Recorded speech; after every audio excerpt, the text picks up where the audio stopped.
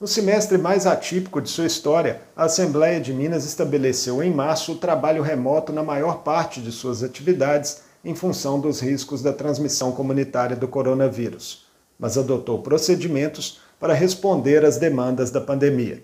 De lá para cá, foram aprovados decretos de calamidade do Estado e de mais de 300 municípios mineiros que permitiram o reforço das políticas de saúde, e dezenas de projetos de lei voltados para minimizar os danos sociais, econômicos e sanitários. O parlamento não pode se calar num momento como esse. A hora mais grave, na hora em que se esperam respostas, é a hora da nossa atuação, com segurança, sem pôr a vida de ninguém em risco, com tranquilidade, mas é importante que dessemos respostas. E começamos assim, aprovando, em primeiro lugar, os decretos de calamidade do Estado, dos municípios, o que facilitou muito a contratação de profissionais, a diminuição da burocracia, o aporte significativo de recursos extras na área da saúde, não só no Estado, mas nos municípios. A Casa celebrou ainda parceria com o FMG para o desenvolvimento de respiradores, produção de máscaras e uso da telemedicina. E aproximadamente 300 milhões de reais das emendas parlamentares também foram remanejados para ações de enfrentamento. Em meio ao agravamento da pandemia, o governo Zema encaminhou à Assembleia em junho a proposta de reforma da Previdência. A mesa e o Colégio de Líderes optaram por manter os prazos regimentais pela complexidade da matéria.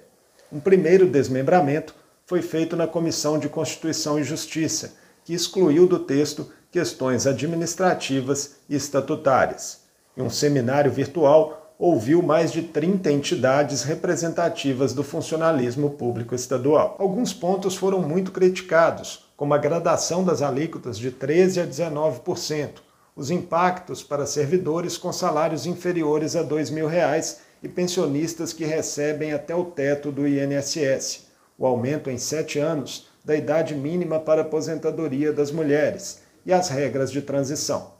Um documento foi entregue ao governo e aos parlamentares com 244 propostas para que avaliem eventuais modificações. Até a votação em segundo turno em plenário, modificações poderão ocorrer. Com relação especificamente ao fatiamento ou ao desmembramento da proposta, o que podia ser feito já foi feito. Agora, outros aprimoramentos irão acontecer, até como fruto deste seminário. É um assunto muito complexo. O presidente da Assembleia acertou ao realizar um seminário remoto, ouvindo as entidades sindicais, e em agosto, provavelmente, aquelas contribuições que vieram dos sindicatos, das entidades, serão objeto de estudos, de adequações que o Legislativo, no momento adequado, onde houver a votação, poderá apresentar. Mas o ideal é que essa proposta pudesse ser votada apenas após esse momento de isolamento e distanciamento social. A tramitação da reforma da Previdência será retomada em agosto. Antes da apreciação em plenário, a PEC e o PLC que compõem a matéria ainda precisam receber pareceres. A PEC de uma comissão especial e o PLC das comissões do Trabalho, da Previdência e da Assistência Social e de Fiscalização Financeira e Orçamentária. Nesses próximos 15 dias serão dias importantes de análise, de entendimento, para que em agosto a gente possa retomar as discussões em plenário e encaminhar, assim, a questão da votação. Acima de tudo, com uma vontade unânime da Assembleia de enfrentar um tema que é espinhoso, que ninguém gostaria de estar enfrentando aqui, nós só estamos discutindo isso porque a reforma da Previdência definiu que os estados têm que fazer as suas revisões. Eu não acredito que nem o governo do estado, nem a Assembleia, se não houvesse essa reforma em Brasília, estariam discutindo nesse momento essa questão, mas eu tenho certeza que é unanimidade na casa de que nós temos que fazer justiça aos servidores. Outra matéria que marcou o semestre na Assembleia foi a Lei de Diretrizes Orçamentárias de 2021, com projeção de déficit de 17 bilhões de reais nas contas públicas de Minas no ano que vem.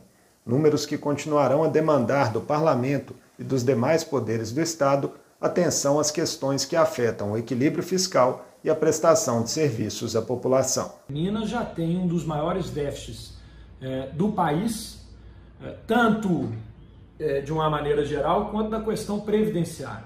Então, é importante que a gente busque soluções para resolvermos os dois déficits. Nós entendemos que o governo de Minas precisa ser mais proativo no enfrentamento da situação fiscal. Ele tem que fazer um debate mais ampliado no cenário federal, discutindo uma reforma tributária mais justa para os estados. Então, o enfrentamento da crise fiscal não pode ser simplesmente despejá-la nas costas dos servidores e servidoras do Estado. Na TV Assembleia e nas nossas redes sociais, você confere tudo sobre as principais decisões e debates no plenário e nas comissões do Parlamento Mineiro. Continue nos acompanhando.